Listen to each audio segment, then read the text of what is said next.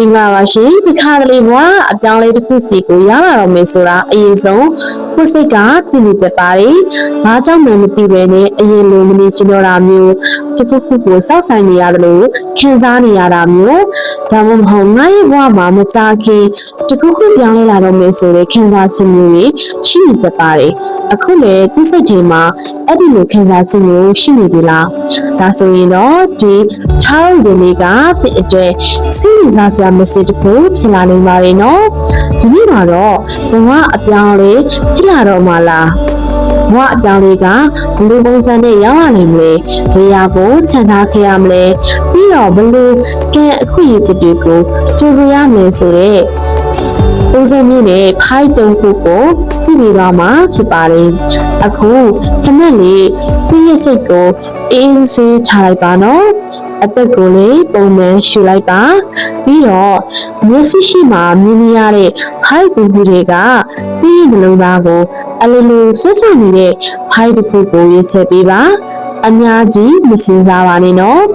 ပထမဆုံးမြင်ရတဲ့ပုံပထမဆုံးစိတ်ထဲမှာထိရှားလာတဲ့ဖိုက်အဲ့ဒီအရာတွေကပဲဒီအတွက် message တစ်ခုဖြစ်နေပါတယ်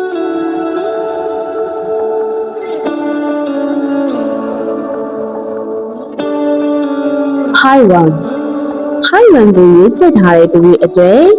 ဒီပုံလေးမှာရွှေရောင်မြောင်အောက်ကရှေ့ကိုဆက်လက်ရင်းနေတဲ့ဒီလစည်းကိုတွေ့မြင်ရမှာဖြစ်တယ်။အဲ့ဒီအရာကသင်ဘဝမှာရက်သက်နေတဲ့အခြေအနေကနေပြည်လျာလာခြင်းကိုပြသနေပါတယ်။အရင်ကဒီဟာ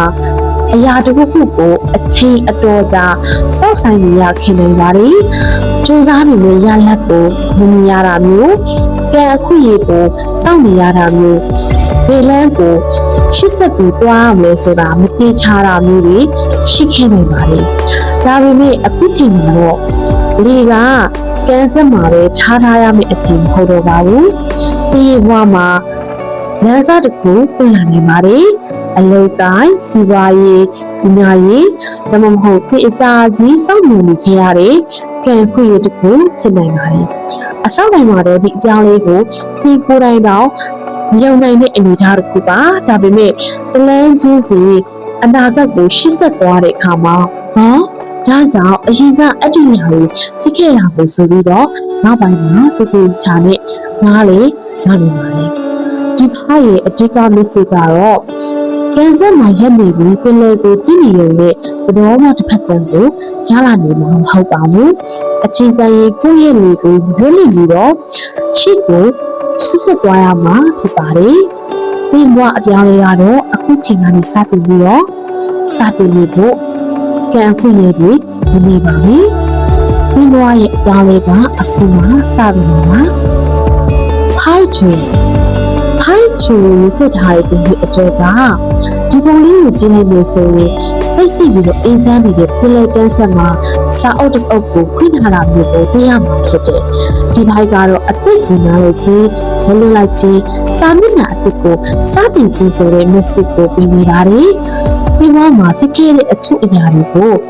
ဒီအခုထက်စိတ်ထဲမှာသိဆောင်မိထားတာမျိုးဖြစ်နိုင်တယ်ပြီးခဲ့တဲ့စစ်ဆန်ရေးတစ်ခု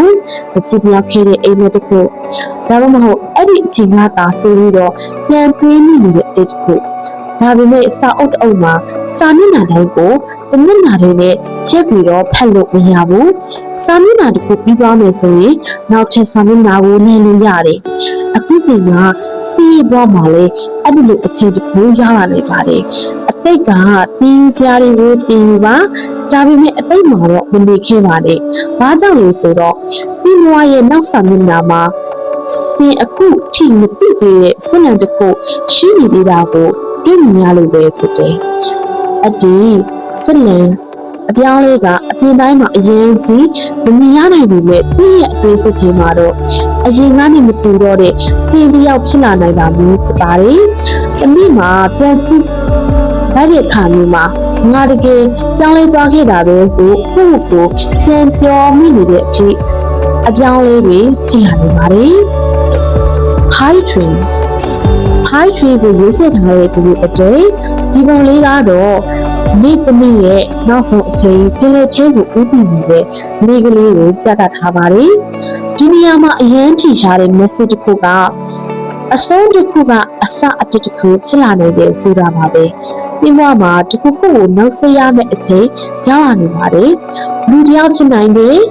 ပုံဝင်ခြင်းတစ်ခုလည်းဖြစ်နိုင်တယ်အလုပ်တစ်ခုနေရာတစ်ခုဒါမှမဟုတ်ပြည့်ရဲ့အရင်လူနေမှုပုံစံတစ်ခုလည်းဖြစ်နိုင်ပါတယ်အစပိုင်းမှာဒီလိုအပြောင်းလဲမျိုးကိုလက်ခံဖို့လည်းဖြစ်ခင်နေတယ်ဒီရမရှိတော့မယ်ဆိုရင်ငါဘာလုပ်ရမလဲဆိုပြီးတော့စိုးရိမ်မိနိုင်တယ်လို့လည်းဖြစ်နိုင်တယ်ဒါပေမဲ့နေဝင်တာဟာနေမြင့်ကြီးတက်ပြသွားတာမျိုးမဟုတ်ပါဘူးနောက်တစ်နေ့ရဲ့နေထွက်ခြင်းအတွက်အချိန်တစ်ခုပြီးဆုံးသွားတာမျိုးဆိုလိုခြင်းဖြစ်တယ်